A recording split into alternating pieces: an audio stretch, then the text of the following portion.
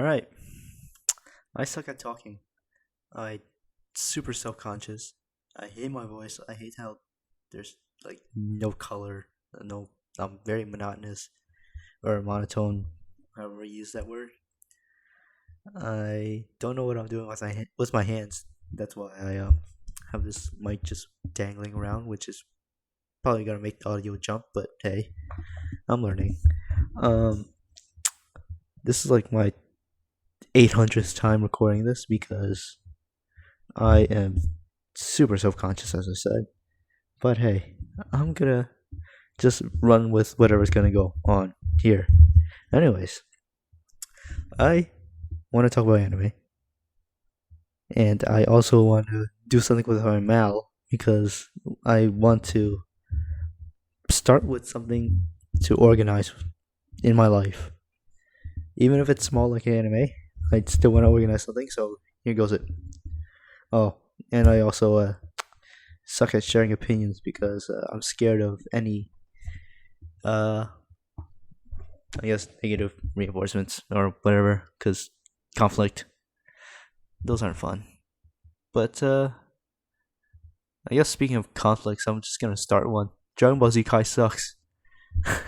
And I know that I said Dragon Ball Z Kai because let's be honest, nobody's watched Dragon Ball or the original, or well, not the original, Dragon Ball or GT. All right. So when I look back at Dragon Ball, it just is very plain, and that's obvious to see just from the plot. The plot is, Goku wants to be the strongest person ever, and to do so, he has to be the person he thinks is the strongest. That person. To how do we know that person's the strongest? We don't. Therefore, we have to create a new guy who's even stronger than the last. Goku has to struggle to beat him, but finally beats him, and then a new guy shows up, and it's rinse and repeat. Because again, that's the plot. The plot is Goku has to be the strongest, and we will never know if he is the strongest. Characters.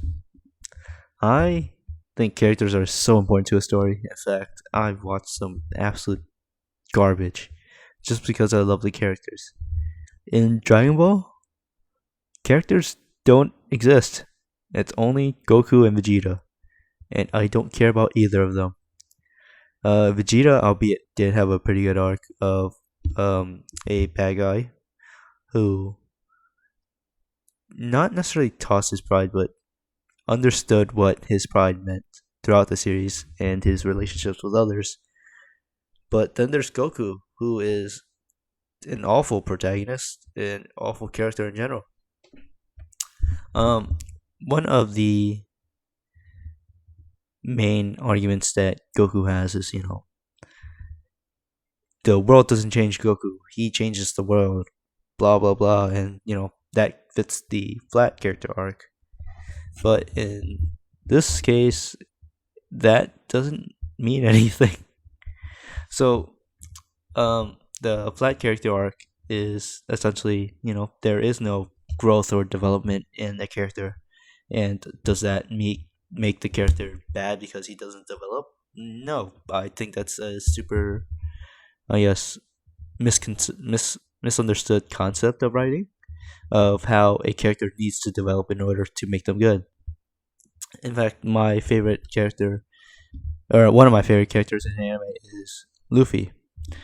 Luffy isn't someone who changes throughout the story. In fact, there's only like one bump in the road, which I will not spoil. But yeah, we know who Luffy is from the get go. He is this lovable, adventurous dummy who has a knack for gravitating people towards him just from his energy that he brings. He fights for what he believes in and what he wants, not necessarily of what is right or wrong, but what he believes to be right or wrong. And so that naturally makes people gravitate towards him. But Goku just beats people up, and you know it makes people think about beating him first to accomplish what they want, which is not really the point.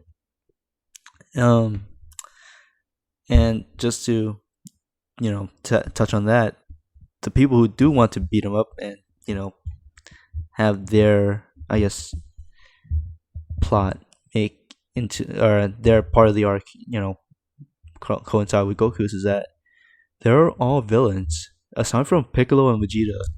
Basically, all antagonists are villains. You had Frieza, Dr. Gero, Cell, Boo, Babidi, whoever else. They're all they all have the same goal of, you know, I want to conquer the universe, and therefore I have to beat Goku. Muhahaha, and that's about it. No, and then even after that, you can argue, the antagonist of, uh, what's his name, Hit and Jiren. Then to that I say both of them are very bland as well. They don't do anything except oppose. Except they're not anything other than an obstacle that Goku has to face in order for him to become stronger. And that's it. And then when you look at the other side characters, they are non-existent. In fact, they don't have to be in the story for them to. Yeah, they just don't have to be in the story. They are so irrelevant to the story because the story is so fight centric that as long as there's a reason to fight, there doesn't need to be other people there. In fact, they're just cheerleaders. That's all they are. And I guess going back to, the main thing of how my tangent went was Goku versus Goku. The world doesn't change Goku. Goku changed the world. And I guess here's a little segue. What world? Dragon Ball's world building is god awful. So in Dragon Ball, the main setting that our characters are placed in is Earth, and Earth is nothing special. It's literally our Earth, but more technologically advanced. This is the same series that introduced us to multiverses. You know, multiple universes. Yet we are so confined to Earth, and even then, Earth isn't explored. We know that there are cool creatures and stuff, but that's all about that's all there is to Earth apparently. And then when you go outside of Earth, it's Namek, you know, a planet filled with stretchy green people and Dragon Balls.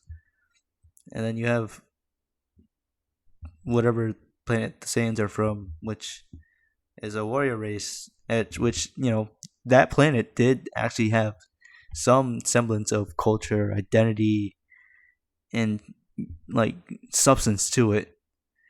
But other than that, there's still so many. The universe is so big, and you place us in a world where it definitely exists. Yet everything happens on Earth, and when it doesn't happen on Earth, it just is a. In fact, even if it happens on Earth, it's literally just a backdrop to whatever fighting's going on. In fact, every planet every planet has multiple mountains to blow up and plains to create craters in after they get slammed to the ground. The world building doesn't exist in Dragon Ball, and it's a shame because when you set up a story about when you set up a story with aliens and how you know there's this vast multiverse that even the characters themselves didn't know about, yet you just leave it as it is there and not explore anything. That's awful world building. All right. What else is there? Oh yeah, conflict and resolution. As I said, it's pretty repetitive just based off the plot, right? Because Goku wants to be the strongest, the conflict is bad guy wants to have total domination and universal control. He has to beat Goku for that because he's strongest. How does he beat Goku? He's already stronger than Goku. Goku loses. Goku comes back and then fights, and then they get a new power up, and it's all over again. In fact, I've what's it? The last arc in the manga, it was the Planet Eater guy, and then there was Ultra Instinct, and then it was Perfected Ultra Instinct, and even though I, you know, I skimmed through it. I'll be honest, I skimmed through it, and I predicted everything, and I'm a stupid, dumb bonobo brain monkey. But yeah, plot, character, or what's it? Conflict and resolution.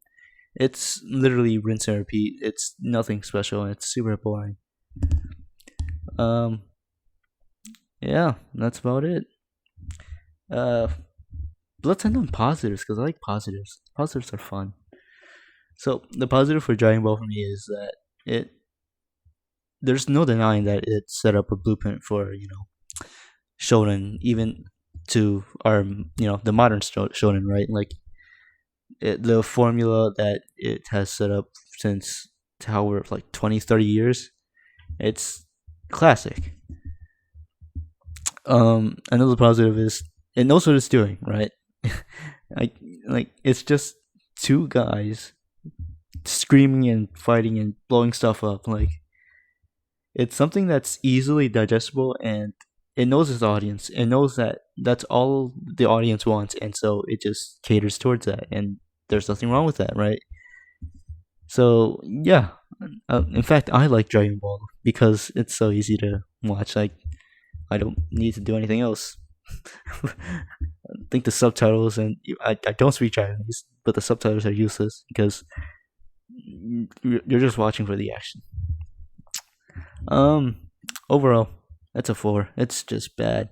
I would say very bad, but I still like it, even though it like nothing matters in the story. Literally nothing. Uh, yeah, that was my take. I wonder how people like Teching and like Murphy Napier and Daniel Green just talk. I'm like my jaw's hurting, and hopefully, I got my thoughts out. I know that I probably I would be better writing bullet points out, but I tried and it just felt everything just felt wrong to me. But maybe that's just me being too hard on myself. But this is what this is for. I'm practicing to just speak more fluidly. Anyways, bye bye.